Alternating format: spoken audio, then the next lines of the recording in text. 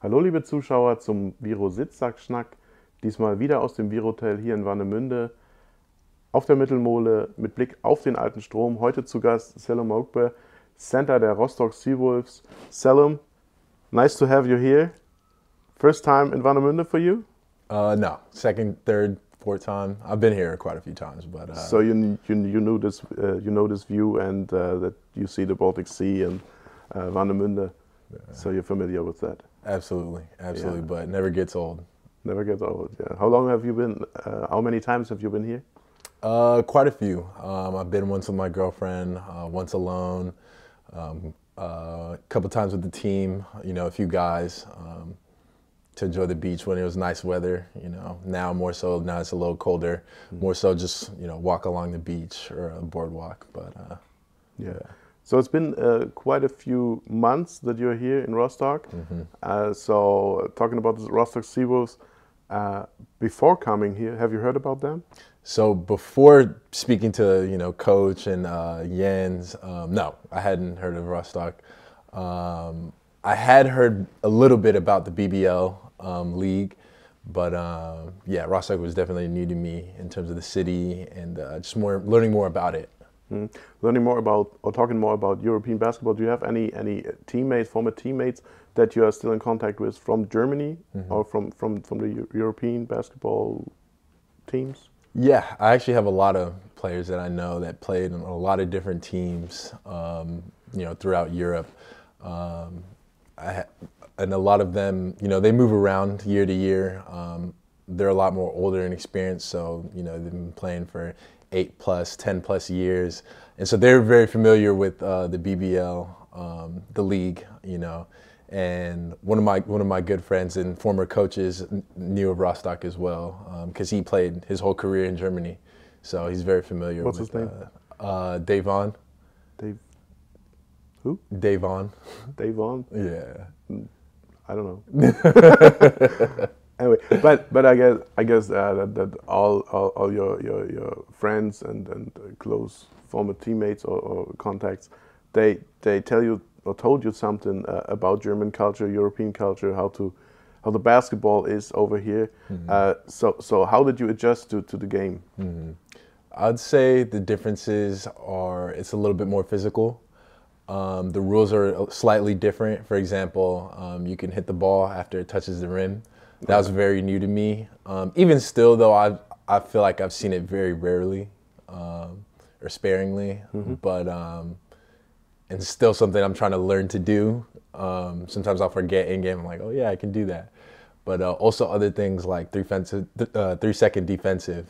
So certain things that kind of speed it up offensively and kind of give more of the benefit or the advantage to the offense. I feel like playing in Germany and in FIBA competition, it's a lot more evenly kind of matched. So, yeah. Yeah.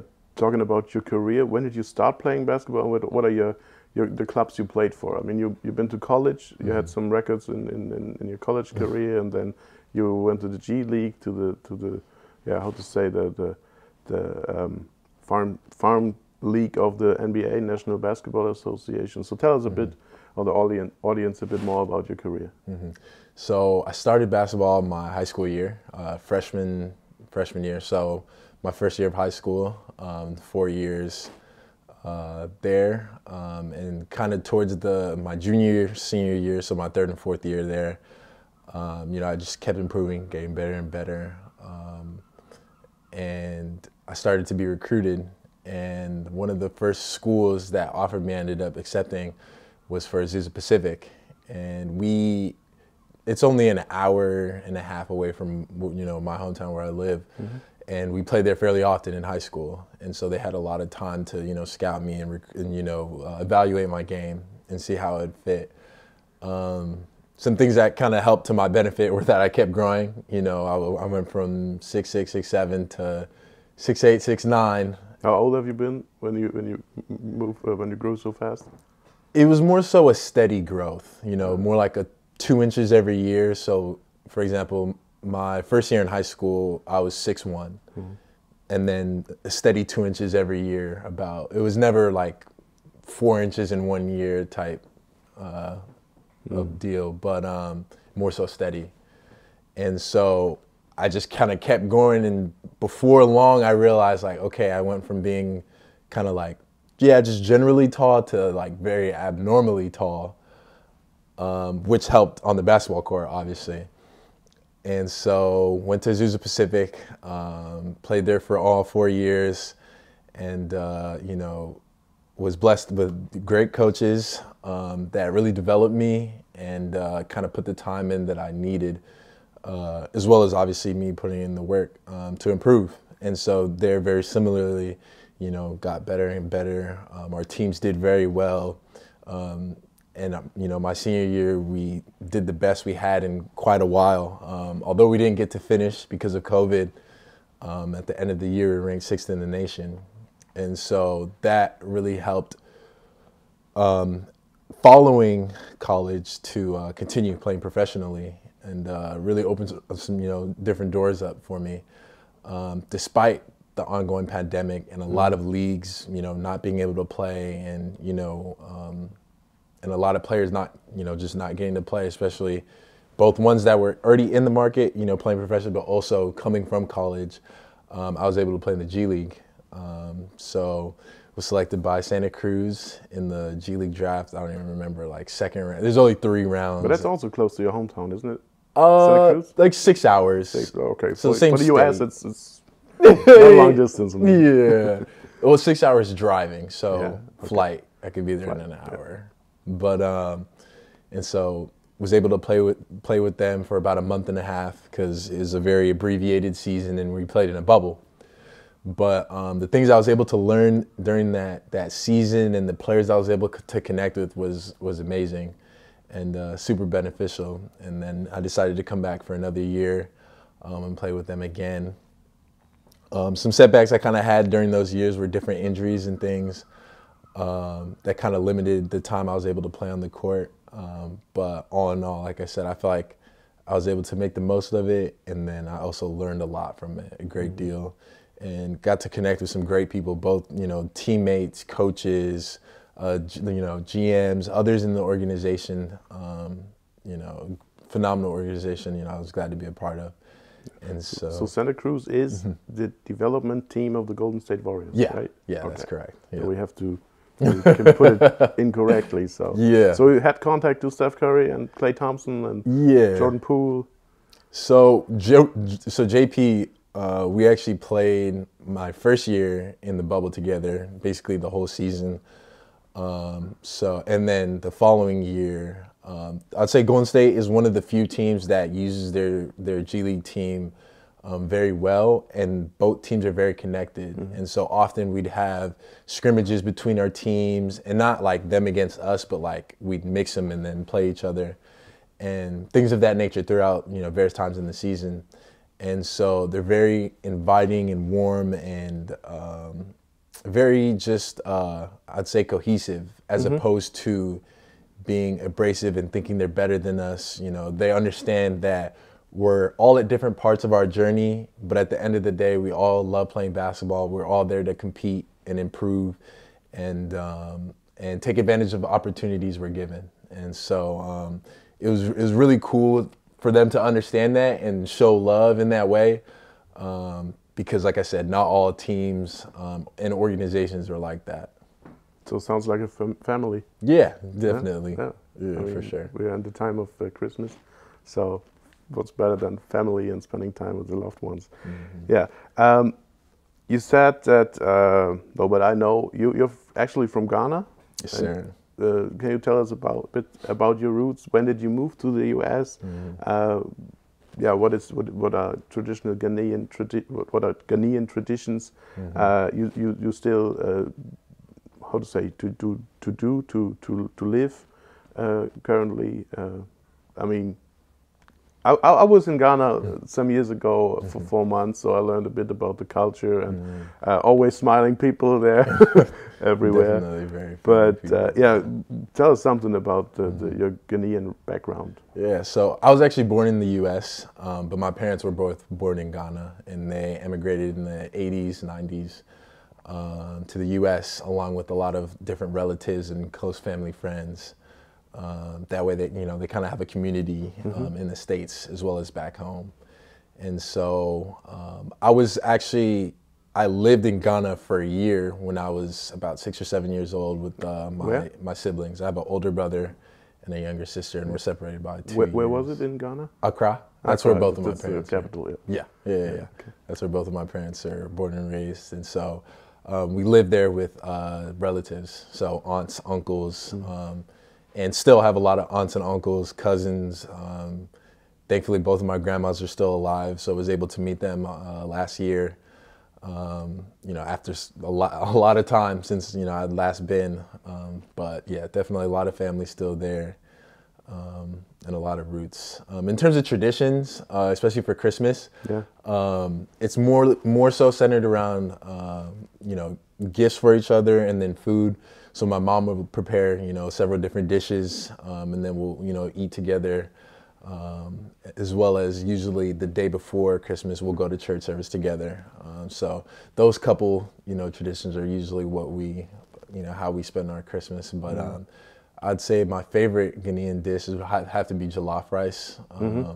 It's a staple that's known all around the world now, but it's a popular West African dish. So Senegal, Ghana, Nigeria, Togo, they all have their own versions, and they're all, even chef to chef in the same country, it'll differ, but yeah, it'd have to be my favorite dish.